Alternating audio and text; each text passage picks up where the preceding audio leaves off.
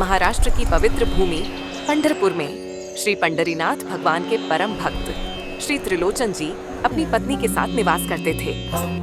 उनका जीवन सादा, शांत और पूरी तरह भगवान विट्ठल की भक्ति में समर्पित था। उनके पास धन और साधन की कोई कमी नहीं थी, परंतु भगवान ने उन्हें संतान का सुख नहीं दिया था। फिर भी त्रिलोचन जी और उनकी पत्नी ने कभी इस बात को लेकर शिकायत नहीं की। न ही उनके मन में कोई दुहक था, बल्कि उन्होंने इस कमी को भी प्रभु की इच्छा मानकर स्वीकार कर लिया। संतान न होने के कारण उन्होंने एक महान संकल्प लिया। उन्होंने निश्चय किया कि यदि भगवान ने उन्हें पुत्र या पुत्री नहीं दी है, तो वे अपना पूरा जीवन भगवान के भक्तों और संतों की सेवा में अर्पित कर देंगे। पंढरपुर आने वाले वैष्णव, संत और दर्शनार्थी ही उनका परिवार होंगे। उनके घर का हर अन्न, हर धन और हर सुविधा संत सेवा के लिए होगी। यही उनका व्रत बन गया। पंढरपुर धाम में प्रतिदिन असंख्य दर्शनार्थी आते थे। कोई दूर दराज के गांवों से, कोई सैकड़ों किलोमीटर पैदल चलकर, तो कोई केवल भगवान विट्ठल का नाम जपते हुए। त्रिलोचन जी प्रेम पूर्वक इन सभी को अपने घर आमंत्रित करते। वे स्वयं और उनकी पत्नी अपने हाथों से भोजन बनाते और आदर के साथ सबको प्रसाद कराते। उनके घर की रसोई कभी बंद नहीं होती थी। ऐसा प्रतीत होता था मानो वह घर नहीं, बल्कि सेवा का एक पवित्र आश्रम हो। जो भी संत या यात्री एक बार त्रिलोचन जी के यहाँ भोजन करता, वह पंढरपुर से लौटते समय दूसरों से अवश्य कहता कि यदि पंढरपुर जाना हो तो त्रिलोचन जी के घर जरूर जाना। वहाँ का भोजन केवल शरीर नहीं, मन और आत्मा को भी तृप्त कर देता है। धीरे धीरे उनकी कीर्ति दूर दूर तक फैल गई। कहा जाने लगा कि जितनी भीड़ विट्ठल मंदिर में दर्शन के लिए होती है, उतनी ही भीड़ त्रिलोचन जी के द्वार पर प्रसाद पाने के लिए रहती है। त्रिलोचन जी और उनकी पत्नी इस सेवा में अपार आनंद अनुभव करते थे। उन्हें लगता था कि भगवान ने भले ही उन्हें संतान न दी हो, पर अपने भक्तों को उनका परिवार बना दिया है। संतों की सेवा करते करते उनका जीवन सार्थक हो गया था। समय यूं ही बीतता गया और वे दोनों वृद्धावस्था को प्राप्त हो गए। अब शरीर पहले जैसा साथ नहीं देता था। हाथ कांपने लगे थे, आंखों की रोशनी कम हो गई थी और जल्दी थकान होने लगी थी। फिर भी उन्होंने सेवा छोड़ने का विचार कभी नहीं किया। वे आज भी स्वयं ही भोजन बनाते थे, क्योंकि घर में कोई सेवक नहीं था। पर उम्र का असर रसोई पर दिखने लगा। कभी दाल जल जाती, कभी सब्जी ठीक से नहीं बनती और कभी रोटियां सेकते समय काली पड़ जाती। संतजन प्रेमवश सब कुछ स्वीकार तो कर लेते थे, पर स्वाद पहले जैसा नहीं रहा था। धीरे धीरे संतों का आगमन कम होने लगा। यह स्थिति त्रिलोचन जी के मन को बहुत व्यथित करने लगी। उन्हें इस बात का दुख नहीं था कि लोग कम आने लगे हैं, बल्कि यह चिंता थी कि कहीं उनसे संत सेवा का पुण्य न छिन जाए। बहुत सोच विचार के बाद उन्होंने अपने घर के बाहर एक पट्ट लगवाया, जिस पर लिखा था कि संत सेवा के लिए एक सेवक की आवश्यकता है। जो सेवा भाव से काम करना चाहे, वह भीतर आकर संपर्क करे। त्रिलोचन जी नहीं जानते थे कि यह पट्ट स्वयं भगवान श्री पंढरीनाथ पढ़ने वाले हैं। भक्त की सच्ची पुकार को सुनकर भगवान विट्ठल ने एक छोटे से बालक का रूप धारण किया और त्रिलोचन जी के घर पहुंच गए। भीतर जाकर उन्होंने विनम्र स्वर में कहा कि उन्होंने बाहर लिखा हुआ देखा है और वे संत सेवा करना चाहते हैं। बालक को देखकर त्रिलोचन जी और उनकी पत्नी दोनों चकित रह गए। छोटा सा शरीर, शांत मुख, आंखों में अद्भुत तेज और वाणी में गहराई। पत्नी ने स्नेह से पूछा कि उसके माता पिता कहाँ हैं। बालक ने सरलता से उत्तर दिया कि उसने उन्हें कभी देखा नहीं, वह अकेला ही है। यह सुनकर त्रिलोचन जी की पत्नी का हृदय करुणा से भर आया। जब उससे नाम पूछा गया तो उसने अपना नाम अंतर्यामी बताया। यह नाम सुनकर त्रिलोचन जी के मन में एक विचित्र भाव उत्पन्न हुआ, पर उन्होंने उसे साधारण बालक ही समझा। बालक ने कहा कि सेवा करना उसका स्वभाव है और वह संतों की सेवा करने के लिए ही आया है। उसने यह भी कहा कि वह भोजन बनाना, परोसना, बर्तन मांजना और घर का हर काम कर सकता है। फिर उसने 2 शर्तें रखी। पहली यह कि वह सभी संतों को अपने हाथ से भोजन कराएगा, पर उसके लिए भोजन त्रिलोचन जी और उनकी पत्नी को ही बनाना होगा। दूसरी शर्त यह कि वह कितना भी भोजन करे, उसे कभी टोकना नहीं है, न उसके सामने और न किसी और से। यदि यह नियम टूटा तो वह उसी क्षण घर छोड़ देगा। त्रिलोचन जी और उनकी पत्नी ने बिना किसी संकोच के यह शर्त स्वीकार कर ली।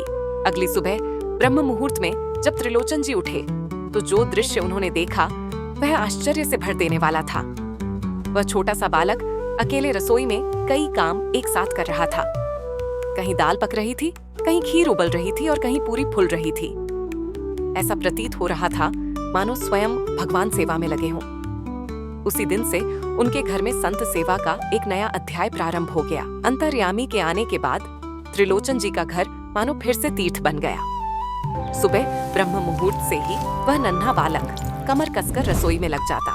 कोई देखता तो विश्वास ही नहीं कर पाता कि इतना छोटा शरीर इतना बड़ा काम कैसे कर सकता है। कभी दाल की कढ़ाई में चम्मच चल रहा है तो कभी खीर की हांडी में उबाल आ रहा है, कहीं पूरी फूल रही है, कहीं सब्जी में तड़का लग रहा है। ऐसा लगता था जैसे समय और श्रम उसके लिए कोई मायने ही नहीं रखते। त्रिलोचन जी और उनकी पत्नी बस दूर खड़े होकर यह दृश्य देखते रहते और मन ही मन विट्ठल भगवान का स्मरण करते कि कैसी अद्भुत कृपा हुई है। जैसे ही संतों का आगमन शुरू होता, अंतर्यामी हाथ में पत्तल लेकर दौड़ पड़ता, किसी संत को आगे बैठाता, किसी को पीछे, किसी से मुस्कुराकर बोलता तो किसी के चरण छू लेता। सामग्री बांटते समय वह ऐसा प्रेम बरसाता कि संतजन अभिभूत हो जाते। कई बार त्रिलोचन जी स्वयं सहायता के लिए उठते, पर अंतर्यामी विनम्रता से रोक देता। बाबूजी, आप बैठिए, आप उठेंगे तो सब फैल जाएगा, सेवा मुझे करने दीजिए। उसकी आवाज में ऐसा अपनापन होता कि कोई उसका कहना टाल ही नहीं पाता। उस दिन के बाद से रोज यही क्रम चलने लगा। जितने संत पहले नहीं आते थे, उनसे भी अधिक अब आने लगे। जो एक बार अंतर्यामी के हाथ का प्रसाद पा लेता, वह दोबारा अवश्य आता।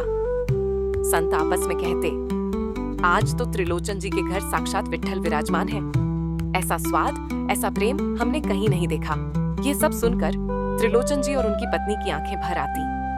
उन्हें लगता कि जीवन का सबसे बड़ा उद्देश्य अब पूर्ण हो गया है। संतों के जाने के बाद अंतर्यामी पूरे घर को स्वयं साफ करता, फर्श पर झाड़ू लगाता, पानी से मार्जन करता, पत्तल समेटता, बर्तन मांजकर करीने से रख देता। सब कुछ इतना व्यवस्थित कि जैसे कोई उत्सव के बाद नहीं, बल्कि उत्सव के पहले की तैयारी हो।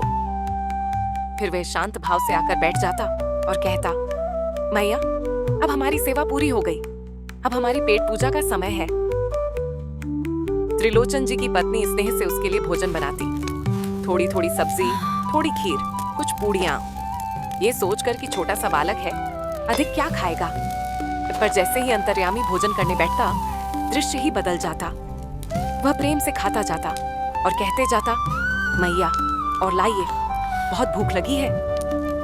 देखते देखते सारी पूड़ियां समाप्त हो जाती, खीर की हांडी खाली हो जाती, सब्जी का नामो निशान न रहता।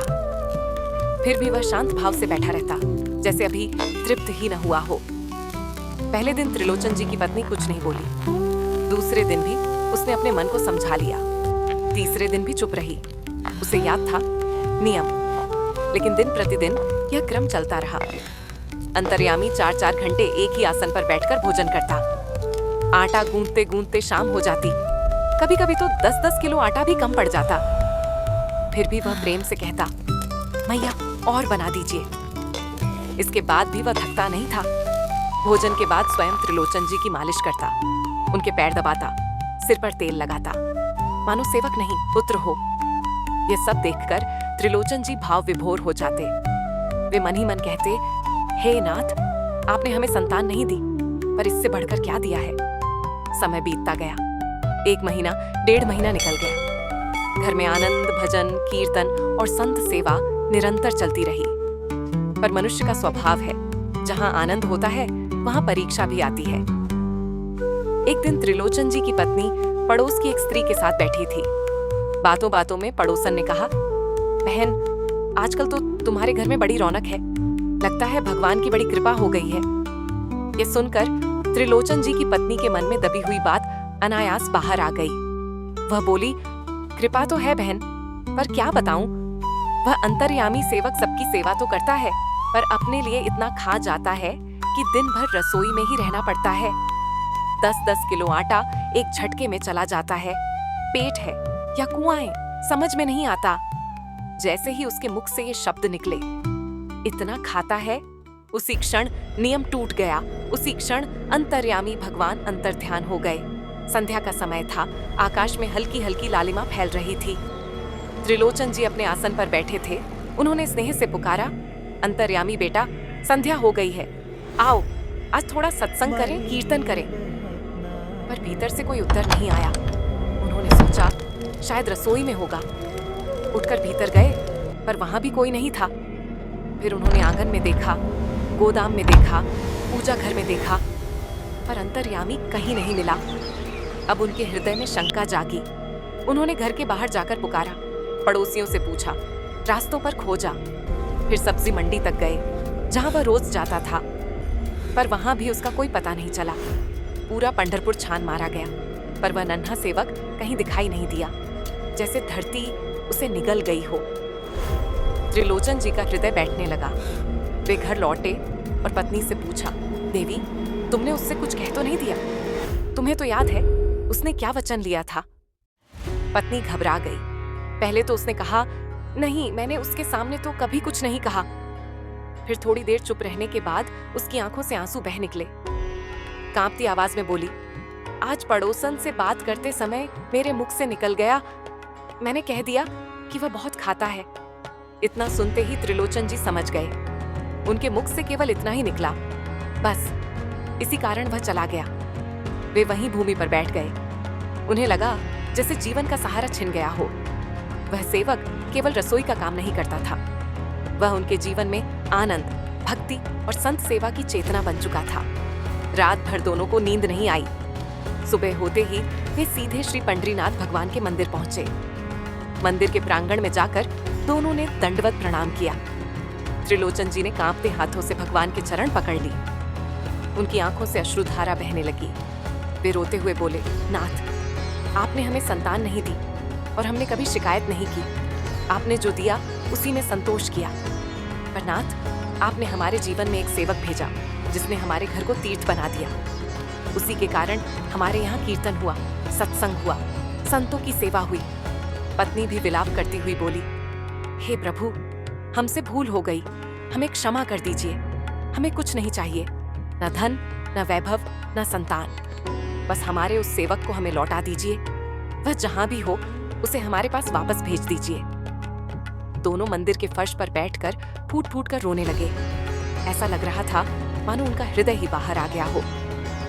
श्रद्धालु यह दृश्य देखकर स्तब्ध थे, पर किसी में पास जाकर कुछ कहने का साहस नहीं था। उसी क्षण मंदिर में एक मधुर स्वर गूंजा, बाबूजी। त्रिलोचन जी चौंक पड़े। उन्होंने पीछे मुड़कर देखा, पर वहां कोई नहीं था। फिर स्वर आया, पीछे नहीं, सामने देखिए। जैसे ही उन्होंने श्री पंडरीनाथ भगवान की ओर देखा, उनका शरीर कांप उठा। जहां भगवान की मूर्ति थी, वही नन्हा बालक अंतर्यामी साक्षात खड़ा था। वही तेज, वही मुस्कान, वही करुण दृष्टि। उसके मुख से दिव्य प्रकाश फूट रहा था। त्रिलोचन जी और उनकी पत्नी भाव विह्वल हो गए। वे दोनों एक साथ गिर पड़े। त्रिलोचन जी रोते हुए बोले, नाथ, आप ही थे, वही सेवक, वही बालक। अंतर्यामी मुस्कुराए और बोले, और कौन? इतनी अच्छी संत सेवा, इतना प्रेम, इतनी श्रद्धा, ये मेरे सिवा कौन कर सकता था? आपने संत सेवा के लिए सेवक मांगा था, इसलिए मैं स्वयं आपके घर आया। उन्होंने आगे कहा, मैं संतों की सेवा करता हूँ, भक्तों की रक्षा करता हूँ और अपने भक्तों के घर स्वयं जाकर उनका मान बढ़ाता हूँ। आप दोनों ने जो सेवा की वह दुर्लभ है। आपकी एक छोटी सी भूल ने मुझे अंतर्ध्यान होने को विवश किया, पर आपका पश्चाताप और प्रेम मुझे वापस ले आया। भगवान ने दोनों को अपने कर कमलों से उठाया और आशीर्वाद दिया। उनके नेत्रों में करुणा थी और स्वर में माधुर्य। उन्होंने कहा, तुम दोनों कृतार्थ हो। तुम्हारा घर सदा तीर्थ बना रहेगा। जहाँ संत सेवा होती है वहाँ मैं स्वयं निवास करता हूँ। इतना कहकर भगवान अंतर्ध्यान हो गए। मंदिर में पुनः श्री पंडरीनाथ की मूर्ति यथावत विराजमान थी, पर अब त्रिलोचन जी और उनकी पत्नी समझ चुके थे, भगवान केवल मंदिर में नहीं, भक्त के घर और हृदय में भी वास करते हैं। उनका जीवन धन्य हो गया। वे समझ गए कि संत सेवा स्वयं भगवान की सेवा है और प्रेम में कही गई एक छोटी बात भी कितना बड़ा प्रभाव डाल सकती है। अगर आपको यह कहानी पसंद आती है तो कृपया लाइक करें और मेरे चैनल को सब्सक्राइब करें ताकि आप आगे और भी मजेदार कहानी सुनते रहें।